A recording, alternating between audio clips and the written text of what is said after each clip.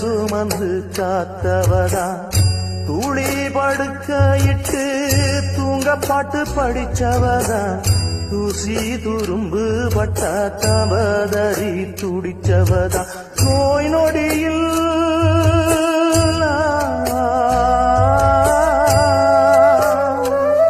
நான் நோய் நொடியில் விழுந்தா அவ பாய் படுக்க இழந்தா தன் வாய் வைத்த மறந்து என்ன கோயில் கோலம் சுமந்தா அண்ணனே அண்ணனே